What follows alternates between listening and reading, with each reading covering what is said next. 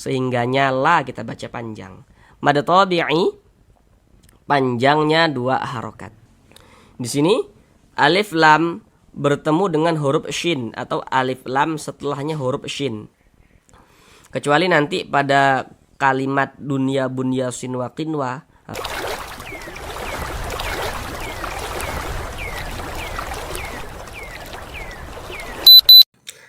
Assalamualaikum warahmatullahi wabarakatuh. Apakah Bapak dan Ibu, saudara semuanya masih belum lancar dalam membaca Al-Quran, kemudian masih belum memahami ilmu tajwid? Mari belajar mengaji Al-Quran bersama kami. Akan kami jelaskan tajwidnya dengan pelan-pelan, sehingga dengan penjelasan tajwidnya yang pelan-pelan, maka semoga Bapak dan Ibu saudara semuanya dapat langsung dengan mudah dalam memahami ilmu tajwid Al-Quran. Kemudian dengan kita mempelajari ilmu tajwid Al-Quran, kemudian kita memahaminya, kemudian kita bisa menerapkan dengan sendirinya ketika membaca Al-Quran, maka semoga yang belum lancar dapat segera lancar dalam membaca Al-Qurannya. Ataupun yang sudah lancar tapi belum memahami ilmu tajwid, maka dengan kita mempelajari ilmu tajwid tentunya juga akan memperbaiki bacaan Al-Quran kita, sehingganya kita dalam membaca Al-Quran itu lebih percaya diri, seperti itu. Selanjutnya kami senantiasa mendoakan semoga Bapak dan Ibu saudara semuanya senantiasa diberkahi kesehatan oleh Allah Subhanahu wa taala, dipermudah segala urusan-urusannya, dikabulkan segala hajat-hajatnya, dan semoga senantiasa dilancarkan rezekinya oleh Allah Subhanahu wa taala, diberikan rezeki yang berlimpah ruah dan barokah. Semoga dengan rezeki yang barokah tersebut dapat menjadi seorang ahli sedekah dan dapat beribadah umrah dan haji ke tanah suci Mekah. Amin, amin ya rabbal alamin. Baik, mari kita mulai belajar mengaji Al-Qurannya. Kita lanjutkan kembali belajar mengaji Al-Quran kita dengan penjelasan tajwidnya yang pelan-pelan. Masih pada surah Al-Baqarah ayat 283. Karena pada surah Al-Baqarah ayat 283 ini kita bagi menjadi beberapa bagian, supaya durasi videonya itu tidak terlalu lama, sehingga pembelajarannya bisa lebih efektif. Karena di sini kami berusaha menjelaskan tajwidnya itu dengan penjelasan yang pelan-pelan, supaya dapat mudah untuk dipahami, seperti itu. Jadi harapan kami semoga Bapak dan Ibu saudara semuanya dapat langsung paham ilmu tajwid Al-Quran dengan mudah, dapat langsung bisa mempraktekkan dengan sendirinya ketika membaca Al-Quran, seperti itu. Pada bagian yang terakhir ya, sekarang ini kita masuk pada bagian yang terakhir daripada surah Al-Baqarah ayat 283 ini. Pada bagian yang terakhir ini kita akan belajar dari sini. Dari sini sampai selesai sini. Jadi dari sini sampai sini. Sekarang marilah kita baca bersama-sama terlebih dahulu dengan pelan-pelan, baru setelah itu sama-sama kita bahas tajwidnya dengan pelan-pelan. A'udzu billahi minasy syaithanir rajim. Bismillahirrahmanirrahim. Wala taktumus syahadah wa man yaktumha fa innahu athimun qalbuh wallahu bima ta'maluna alim. Mari sama-sama kita pelajari tajwidnya dengan pelan-pelan. Semoga Bapak Ibu saudara semuanya dapat langsung memahaminya dengan mudah. Kalau nanti ada yang masih merasa bingung, tanyakan pada kolom komentar, akan kita jelaskan kembali. Pokoknya kita akan bantu secara maksimal bagaimana supaya Bapak dan Ibu semuanya bisa langsung paham tajwid dengan mudah, seperti itu. Pertama di sini wala, la dibaca panjang. Kenapa kok la ini dibaca panjang? Apa tanda panjangnya la itu apa, begitu kan? Nah, sekarang perhatikan gambar di sampingnya. Nah, di situ kan ada rumus mad tabi'i atau mad asli, ya. Di situ ada rumus 1 warna hitam, huruf ya sukun sebelumnya harokat kasroh, rumus 2 warna hitam, huruf waw sukun sebelumnya harokat dhammah, rumus 3 warna hitam ada alif sebelumnya harokat fathah. Yang warna-warna hitam itu, yang 3 warna hitam itu, nah itulah yang disebut dengan huruf mad. Jadi huruf mad itu ada 3, seperti yang telah kami sebutkan tadi. Kemudian nanti dalam penulisan di Al-Quran itu untuk menunjukkan tanda panjang, huruf-huruf mad yang warna hitam itu bisa juga ditulis dalam bentuk yang seperti warna biru itu. Nah, misalkan nih nomor 1 bisa ditulis dalam bentuk kasroh berdiri, ya, alif kecil di bawah huruf. Yang nomor 2 tuh dhammah terbalik, ya. Yang rumus 3 tuh alif kecil di atas huruf. Nah, seperti itu. Kemudian la dibaca panjang. La ini rumusnya sesuai dengan rumus 3 warna hitam. Nah, coba perhatikan rumus 3 warna hitam. Nah, di situ kan ada alif. Sebelum alif ada harokat fathah. Nah, di bawah harokat fathah itu ada titik-titik tuh. Nah, titik-titik tuh maksudnya itu letaknya huruf yang dibaca panjang, seperti itu. Nah, contohnya kayak gini. Ini ada alif nih. Ya, ini yang garis ke samping ini alif. Ada alif. Sebelum alif ada ini nih. Ada harokat fathah. Baris 1 di atas huruf namanya harokat fathah atau tanda baca fathah. Ada alif, sebelumnya ada harokat fathah. Maka huruf yang memiliki harokat fathah itu kita baca panjang. Sehingganya la kita baca panjang. Mad tabi'i panjangnya 2 harokat. Walatak, walatak, seperti itu. Kemudian ini kita baca tak, tak, seperti itu. Nah, jadi kalau ada huruf kaf dia sukun kita baca seperti itu, tak.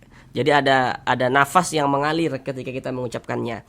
Karena huruf kaf ini merupakan salah satu huruf yang memiliki sifat hamz. Nah, kita baca tak. Tapi jangan dibaca tako, tako begitu, jangan. Karena huruf kaf ini bukan huruf qalqalah, bukan. Nah, dia hanya huruf yang memiliki sifat hamz. Nah, tak, seperti itu. Bukan huruf qalqalah, bukan. Tak.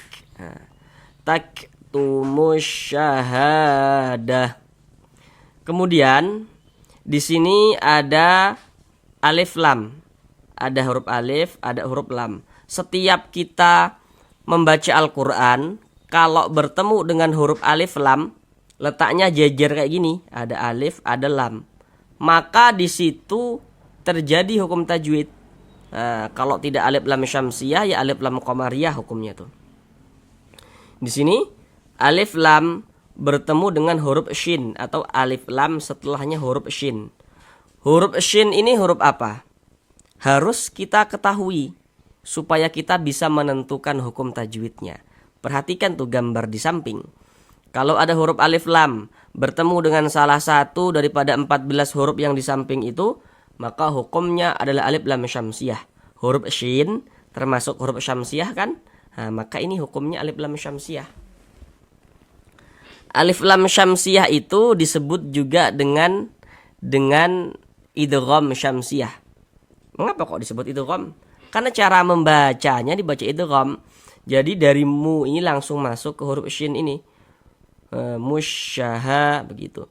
Atau cara lebih mudahnya lagi, kalau alif lam syamsiyah, huruf lamnya dia tidak ada tanda bacanya. Tengok nih huruf lamnya, enggak ada tanda bacanya kan dia. Maka itu alif lam syamsiyah. Alif lam syamsiyah atau idgham syamsiyah. Wala taktumush syahadah. Ini ha kita baca panjang. Kenapa kok ha dibaca panjang? Apa tanda panjangnya? Nah, pasti saudara sudah tahu nih kenapa kok ha dibaca panjang. Perhatikan lagi rumus 3 yang warna hitam. Rumus 3 warna hitam, perhatikan. Kalau kita membaca Al-Quran bertemu dengan huruf alif. Ini huruf alif nih disambung dengan huruf ha. Tapi yang menjadi perhatian kita, titik fokus kita, bukan soal sambung menyambungnya, bukan. Yang terpenting itu ada alif. Ada alif. Sebelumnya ada harokat fathah. Ini baris 1 di atas huruf harokat fathah atau tanda baca fathah namanya. Kalau ada alif, sebelumnya ada tanda baca fathah, maka huruf yang memiliki tanda baca fathah ini dibaca panjang. Sehingganya ha kita baca panjang. Mad tabi'i panjang 2 harokat. Wala taktumus syahadah. Syahadah. Nah, seperti itu. Syahadah. Nah, seperti itu. Kemudian ini kita baca syahadah. Jangan dibaca syahadat, jangan. Nah, mengapa begitu? Pertama, kalau kita membaca Al-Quran, kemudian kita berhenti berwakaf, tepat di huruf yang tidak dibaca panjang, hurufnya kita sukunkan. Nah, ini kalau kita berhenti di sini, jangan dibaca syahadata, jangan. Nah, tapi huruf ta marbutohnya ini kita sukunkan atau kita matikan, sehingga kita baca syahadah. Nah, mungkin nanti yang belum paham tajwid akan bingung, kenapa kok dibaca syahadah, tidak dibaca syahadat, kenapa kok syahadah begitu kan? Nah, ini kalau kita membaca Al-Quran, kemudian kita itu bertemu dengan huruf, di atasnya itu huruf ta. Nah, ini huruf ta di atasnya, di bawahnya huruf H. Nah, itu namanya huruf ta marbutoh. Kaedahnya, kalau kita menjumpai huruf ta marbutoh, kalau kita berwakaf, berhenti kita tepat di huruf ta marbutoh, maka dia akan menjadi H. Kalau berhenti tepat di huruf ta marbutoh, maka huruf ta marbutohnya dirubah menjadi huruf H. Nah, huruf H ini yang berfungsi. Tapi kalau kita tidak berhenti di huruf ta marbutoh ini, maka yang berfungsi adalah huruf ta. Misalkan nih kita berhenti syahadah, jadi huruf H. Tapi kalau kita tidak berhenti maka jadi huruf ta. Syahadata wa may, ta wa may, dibacakan huruf tanya. Kalau berhenti jadi huruf H, seperti itu. Kemudian di sini ada tanda waqaf, qaf dengan lam yang bermakna al waqfu aula. Jadi maksudnya itu berwakaf lebih utama. Jadi kalau kita menemukan tanda waqaf seperti ini, maka lebih utamanya itu kita berwakaf dulu, ambil napas, nah, baru lanjutkan lagi bacanya. Berwakaf dulu ya, berhenti dulu, kita ambil napas baru lanjutkan lagi bacanya. Itu lebih utama. Tapi kalau misalkan tidak berhenti di sini ya kita wasolkan, apakah boleh? Ya boleh-boleh saja. Tapi di sini maknanya berwakaf lebih utama. Begitu. Kemudian wamai, di sini ada huruf nun sukun bertemu dengan huruf ya. Nah, perhatikan dulu media gambar di layar itu ya. Setiap kita, nah ingat ya, setiap kita membaca Al-Quran, kalau bertemu dengan huruf nun sukun atau bertemu dengan salah satu tanda baca tanwin. Tanda baca tanwin itu bentuknya ada 3 tuh. Nomor 1 itu baris 2 di atas huruf fathatain. Nomor 2 tuh baris 2 di bawah huruf kasrotain. Dan yang nomor 3 dhammatain. Pokoknya setiap kita membaca Al-Quran, kalau bertemu dengan huruf nun sukun atau bertemu dengan salah satu tanda baca tanwin, ya, maka kita perhatikan setelah huruf nun sukun atau setelah tanda baca tanwin itu ada huruf apa, maka di situ akan terjadi hukum tajwid. Pokoknya di sana ada nun sukun, di sana ada tanwin, nun sukun atau tanwin, ya, maka itu terjadi hukum tajwid dia. Dengan memperhatikan huruf setelahnya. Nah, contohnya tuh kayak gini. Ini ada huruf nun sukun, ini huruf nun, ini tanda sukun tuh seperti ini. Huruf sukun itu disebut juga dengan huruf mati. Jadi maksudnya huruf sukun dengan huruf mati itu maksudnya sama. Ini nun sukun, setelahnya huruf ya. Nah, huruf ya ini huruf apa? Harus kita perhatikan supaya kita bisa menentukan hukum tajwidnya. Harus kita ketahui. Perhatikan media gambar di samping. Huruf ya termasuk salah satu huruf idgham bi gunnah. Jadi kalau ada nun sukun atau tanda baca tanwin, kemudian bertemu dengan salah satu daripada 4 huruf yang di samping itu, maka hukumnya idgham bi gunnah. Nah, hukumnya idgham bi gunnah. Kecuali nanti pada kalimat dunya bunya sinwa qinwa, nah, baru itu nanti hukumnya izhar mutlak. Tapi kalau tidak ya idgham bi gunnah. Nah, maka cara membacanya itu ya dengan cara memasukkan kemudian disertai dengan gunnah. Yang dimasukkan itu apanya, begitu kan? Nah, bunyi nun sukunnya ini kita masukkan ke huruf ya, melebur ke huruf ya. Kita baca wamai. Jangan dibaca waman, jangan. Tapi kita baca wamai. Wamai seperti itu. Nah, kemudian kita dengungkan atau kita gunnahkan. Jadi di bagian mai-nya itu kita tahan, kita tahan sejenak, kita panjangkan sejenak. Kita dengungkan sepanjang 2 harokat. Wamai yak tumha, huruf kaf dia sukun. Nah tadi apa? Nah, gimana cara bacanya? Nah, kita baca seperti ini. Yak, yak. Nah, tadi sudah detail kami jelaskan tuh. Karena huruf kaf ini memiliki sifat ahmas. Wa may yaktumha. Di sini ada huruf mem sukun. Ini huruf mem, ini tanda sukun. Setelahnya huruf ha atau mem sukunnya bertemu dengan huruf ha. Nah. Perhatikan media gambar di samping. Setiap kita membaca Al-Quran, kalau bertemu dengan huruf mim sukun, maka di situ pun akan terjadi hukum tajwid dengan kita memperhatikan huruf setelahnya begitu. Jadi mim sukunnya itu bertemu dengan huruf apa begitu. Kalau untuk hukum mim sukun itu seperti kita lihat pada media gambar, cuman ada 3 dia. Nah, lebih mudah, lebih ringkas dia. Yang nomor 1, kalau mim sukun setelahnya huruf ba atau mim sukunnya itu bertemu dengan huruf ba, hukumnya ikhfa syafawi. Rumus 2, mim sukun setelahnya huruf mim atau mim sukunnya itu bertemu dengan huruf mim, itu mimi hukumnya. Nomor 3 perhatikan. Di situ ada bacaannya izhar syafawi. Coba dibaca keterangannya itu. Kalau ada huruf mim sukun atau huruf mim mati tidak bertemu dengan huruf ba, tidak bertemu dengan huruf mim, ya hukumnya izhar syafawi. Ini mim sukun bertemu dengan huruf ha di sininya nih. Mim sukun setelahnya huruf ha. Di sininya nih bukan huruf ba, bukan huruf mim, ya hukumnya izhar syafawi.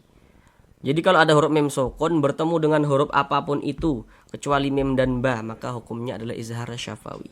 Karena dia izhar maka dibaca jelas, tidak berdengung, baca pendek saja. Wa may yaktumha, tumha, seperti itu. Jangan dibaca tumha, jangan, baca pendek saja. Tumha, ha dibaca panjang. Lihat ini, ha dibaca panjang. Sama nih penjelasannya sama. Jadi untuk di sini media gambarnya tidak kami tampilkan lagi supaya kita bisa mengamati, supaya kita bisa mengetahui tanpa media gambar. Ha dibaca panjang, ini mad tabi'i. Letaknya tadi itu kalau pada media gambar tadi itu letaknya di rumus 3 warna hitam. Karena di sini ada alif, sebelumnya ada harokat fathah. Hasilnya ha dibaca panjang, mad tabi'i panjang 2 harokat. Wa may yaktumha fa innahu. Di sini ada huruf non bertasydid. Tanda tasydid itu seperti ini, seperti angka 3 terbalik ke atas. Atau seperti huruf W. Perhatikan media gambar di samping. Huruf non bertasydid, huruf mim bertasydid, hukumnya adalah gunnah musyaddadah atau disebut juga dengan wajibul gunnah atau disebut gunnah saja. Intinya gunnah begitu. Coba perhatikan tuh catatan kecil di bawahnya itu. Silakan dibaca catatan kecilnya itu ya.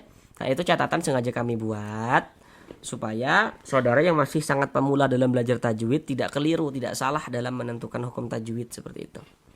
Jadi kalau ada huruf non bertasydid, ada huruf mim bertasydid, kita perhatikan huruf sebelumnya. Huruf sebelumnya tuh kalau kami katakan sebelumnya berarti yang di sebelah kanan dari huruf nun ini. Huruf sebelumnya mana? Berarti ini. Yang kita perhatikan bukan hurufnya tapi harokatnya atau tanda bacanya. Kalau ada huruf nun bertasydid atau mim bertasydid, kemudian sebelumnya di sininya nih ada harokat kasroh seperti ini atau fathah atau dhammah, maka berarti nun atau mim bertasydid itu hukumnya gunnah musyaddadah. Karena nanti ada huruf nun, ada tanda tasydidnya, ada huruf mim, ada tanda tasydidnya, tapi hukumnya bukan gunnah musyaddadah. Kalau misalkan kemasukan nun sukun misalnya atau tanwin misalnya seperti itu, maka supaya tidak keliru kami buatlah catatan kecil di bawahnya itu. Kemudian ini kita karena dia gunnah ya kita gunnahkan cara bacanya itu ya di bagian fa'innya itu kita tahan sejenak suaranya, kita panjangkan, kita gunnahkan fa'innahu kita tahan, kita panjangkan fa'innahu seperti itu. Hu dibaca panjang. Ini namanya adalah mad silah tawilah atau mad silah kubra. Pertama dulu. Jadi kalau kita membaca Al-Quran kita bertemu dengan huruf di atasnya ada tanda seperti ini. Tanda baca dhammah terbalik. Ini dhammah terbalik nih. Tanda baca dhammah atau harokat dhammah itu kan bentuknya seperti ini. Ini tanda baca dhammah nih, harokat dhammah nih. Tapi kalau tanda baca dhammah atau harokat dhammah itu bentuknya terbalik seperti ini, Nah, maka ini menandakan huruf kalau di atasnya ada tanda seperti ini dibaca panjang, sehingga hu dibaca panjang. Tapi ini dia mad silah tawilah karena ini ada huruf hak domir, ini hak domir nih. Nah, kemudian diapit dua huruf yang berharokat atau diapit dua huruf hidup. Nah, ini kan huruf yang berharokat nih, huruf hidup di sini. Di sininya bukan sokon, di sininya juga bukan sokon. Nah, tapi di sininya ini hamzah. Kalau di sininya bukan hamzah, dia menjadi mad silah qasirah, menjadi mad silah sughra. Tapi karena ini di sininya nih hamzah, maka ini menjadi mad silah tawilah. Huruf hak dhamir ya, yang diapit oleh dua huruf hidup ya. Nah, kemudian setelahnya tuh di sininya ini hamzah nih. Maka ini menjadi mad silah tawilah. Panjangnya 4 sampai dengan 5 harokat. Huruf hamzahnya mana? Ini huruf hamzah. Jadi kalau ada huruf alif memiliki harokat, huruf alifnya tuh memiliki tanda baca, maka itu adalah huruf hamzah. Nah, kami ulang. Kalau ada huruf alif, ada tanda bacanya, ada barisnya tuh, ada harokatnya, maka itu adalah huruf hamzah. Nah, ini mad silah tawilah panjangnya 4 sampai dengan 5 harokat. Kemudian kalau mad silah itu, kalau misalkan kita berhenti tepat di mad silah, maka tidak berlaku tanda panjangnya. Misal kita berhenti di sini nih, di huruf H nih. Ini kan tepat di mad silahnya kita berhenti. Fa innah, nah, tidak berlaku. Tapi kalau kita wasolkan baru dia berlaku. Fa innahu baru berlaku tanda panjangnya. Fa innahu athimun qalbuh, begitu. Kemudian a dibaca panjang. Tanda panjangnya mana? Ini. Nah, nih. Nah, tanda panjangnya ini nih. Nah. Tanda panjangnya ini nih. Karena kalau kita membaca Al-Qur'an, kemudian kita itu bertemu dengan huruf. Di atasnya itu ada fathah berdiri atau alif kecil seperti ini ya nih ya. Nah, fathah berdiri atau disebut juga alif kecil gitu. Jadi kalau ada huruf di atasnya ada tanda alif kecil seperti ini dibaca panjang, sehingga a dibaca panjang. Nah, ini namanya bukan mad tabi'i, ini namanya adalah mad badal. Kenapa kok dinamakan mad badal? Nah, karena ada huruf hamzah yang mendahului huruf mad seperti itu. Maka dikatakan mad badal. Nah, mad badal itu terjadi pada huruf hamzah saja. Jadi kalau ada huruf hamzah dibaca panjang itu mad badal tuh. Nah, karena dia memiliki tanda panjang. Secara lebih lengkapnya tentang pembahasan mad badal ini sudah kami buatkan secara khusus dalam channel ini. Silakan cari di bagian playlist. Di situ sudah kami uraikan secara mendalam tentang mad badal. Mad badal panjangnya 2 harokat. Athimun qalbuh. Kemudian di sini ada tanwin bertemu dengan huruf qaf. Tadi kan sudah kami ingatkan tuh. Kalau ada non sukun atau ada tanwin, ya di situ terjadi hukum tajwid. Nah, ini tanwin bertemu dengan huruf qaf. Huruf qaf ini huruf apa? Supaya kita bisa menentukan hukum tajwidnya. Huruf qaf termasuk salah satu huruf ikhfa hakiki. Jadi kalau ada non sukun atau tanwin bertemu dengan salah satu daripada 15 huruf yang di samping itu, maka hukumnya adalah ikhfa hakiki. Dan huruf qaf masuk pada ikhfa hakiki ab'ad. Kenapa kok dikatakan ab'ad? Karena makharijul huruf nun dengan huruf qaf itu dia jauh. Mana huruf nunnya mana? Nah, ini kan tanwin. Coba kita ucapkan tanwin. Athimun, athimun. Nah, di ujungnya ada huruf nunnya kan, yang tampak ketika kita ucapkan. Tapi dia dari segi penulisan yang nggak ada huruf nunnya. Tapi kalau kita ucapkan dia tampak seperti itu. Ada huruf nunnya tuh. Nah, ikhfa hakiki. Cara membaca ikhfa itu dibaca samar dan juga berdengung. Nah, yang dibaca samar itu apanya? Bunyi tanwinnya nih kita samarkan. Jangan dibaca athimun. Nah, berbunyi n-nya tuh, nunnya tuh jelas athimun, begitu jangan. Tapi disamarkan. Kalau ikhfa hakiki ab'ad, dia lebih condong berbunyi eng. Nah, athimun qalbuh. Nah, kemudian di bagian mungnya itu kita tahan, kita panjangkan sejenak. Kita dengungkan. Nah, jadi kita dengungkan ya sepanjang 2 harokat. athimun qalbuh, begitu. Kemudian ini kalau kita berwakaf di sini ya, berhenti di sini, kita baca qalbuh. Jangan dibaca qalbuhu, jangan. Nah, mengapa begitu? Kalau kita membaca Al-Qur'an kemudian kita itu berwakaf, berhenti kita tepat di huruf yang tidak dibaca panjang, hurufnya kita sukunkan atau kita matikan. Ini kita membaca Al-Qur'an kemudian kita berhenti tepat di huruf H. Huruf H ini kan tidak dibaca panjang. Nah, tadi apa aturannya? Kalau membaca Al-Qur'an berhenti di huruf yang tidak dibaca panjang, maka hurufnya kita sukunkan.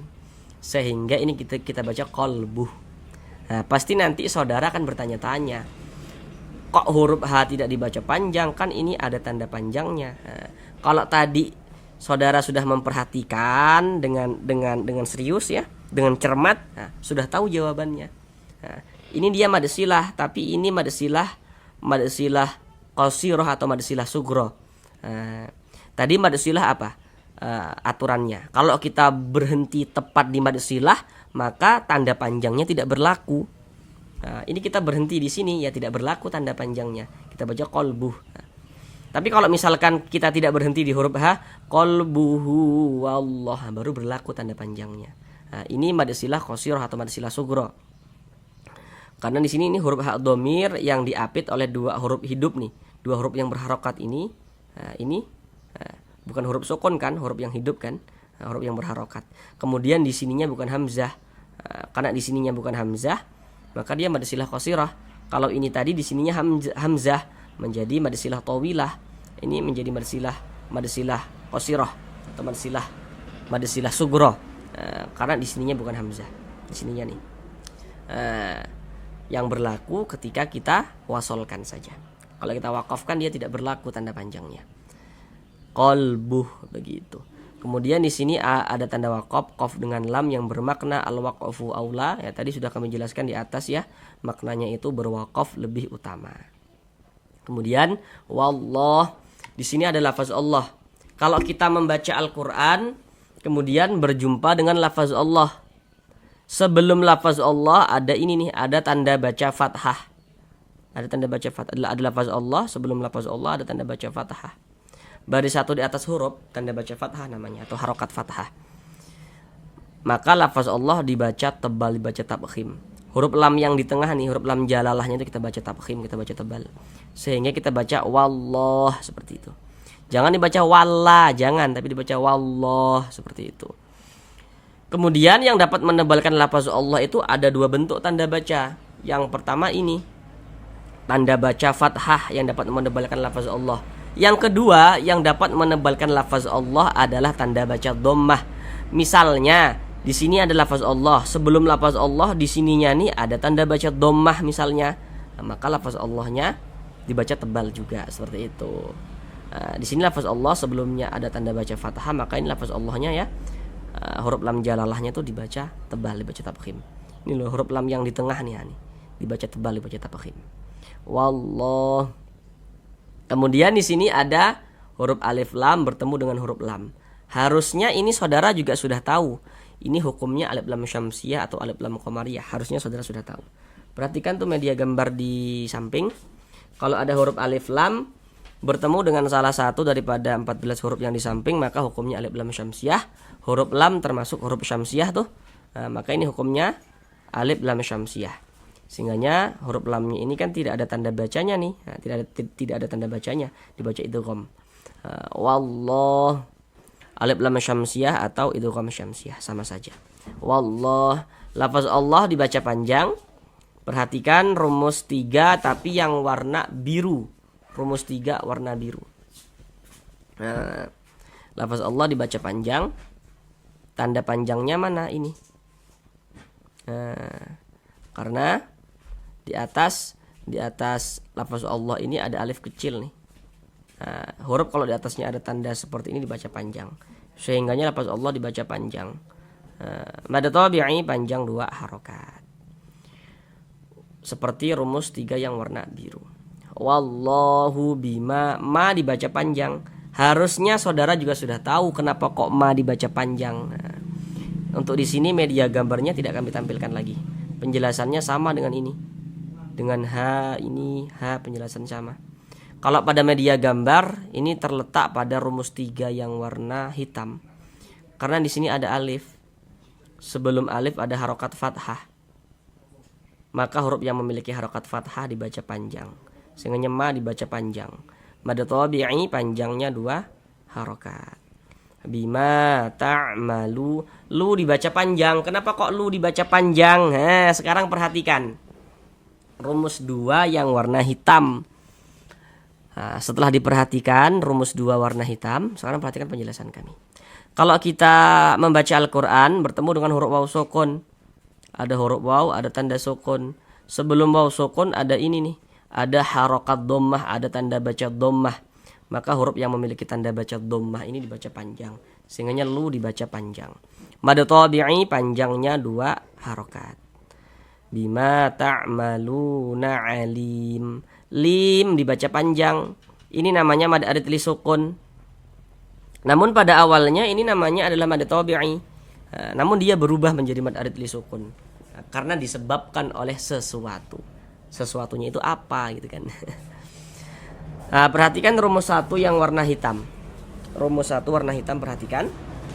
Kalau kita mengaji Al-Quran, kemudian bertemu dengan huruf ya sukun. Ini huruf ya, ini tanda sukun.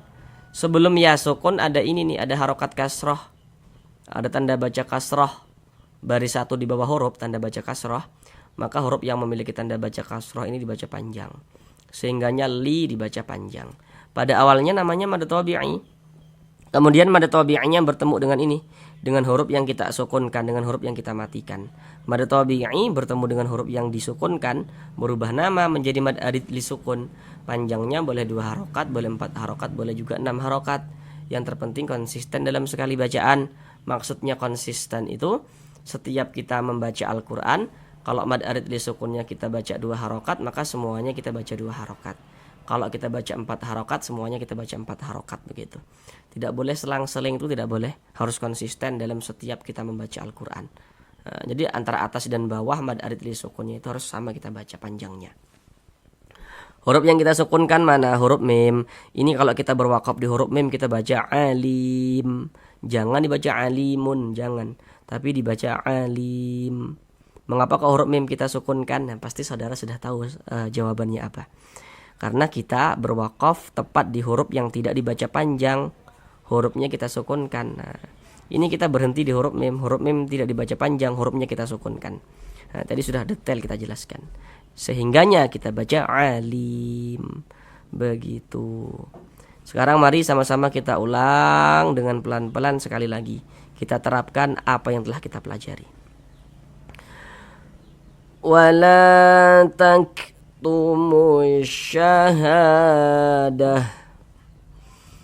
Wa man yaktumha fa innahu athimun qalbuh. Wallahu bima ta'maluna alim.